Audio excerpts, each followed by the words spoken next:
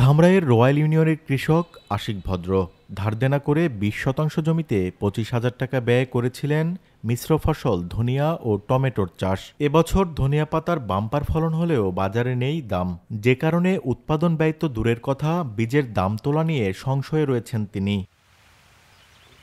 বাজারে প্রতি আঁটি ধনিয়া পাতা বিক্রি হচ্ছে ৪ থেকে ৫ টাকা, অথচ প্রতিদিন একজন দিনমজুরকে পারিশ্রমিক দিতে হয় ৭ থেকে ৮০০ টাকা, যার কারণে বাধ্য হয়ে অনেকেই পরিবারের সদস্যদের মাঠে কাজ করাচ্ছেন। ২০ ডিসিমেল টাকা আমি ধার করিয়া এই টাকা নাই ক্ষেত করছি, বেতন আনছি, সার আনছি।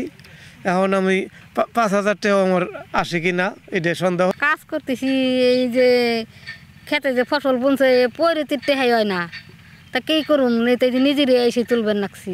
বীজের দামে আসলে ১৫,০০০, চাষের খরচ গেছে, সার গেছে ১৫,০০০, তাতে আমার ৬০,০০০ টাকার মতো খরচ গেছে, পাইছি ১০,০০০ টাকা।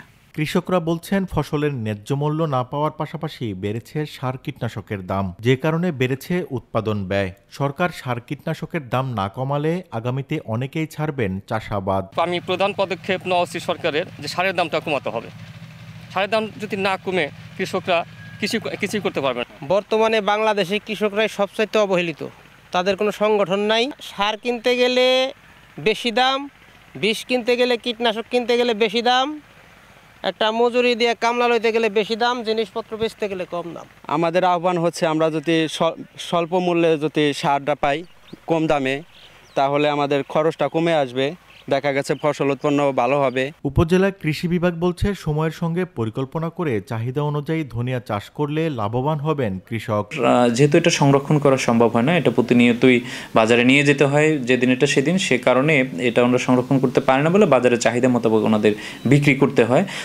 আমরা চাচ্ছি ধনিয়া সহ লাল শাক, অন্যান্য যে সবজিগুলো আছে, কৃষকরা পরিকল্পনা করে চাহিদা মাফিক তারা এই চাষাবাদটা করবে।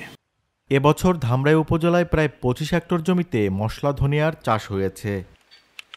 দেওয়ানিমন, দেশ টিভি, সাভার।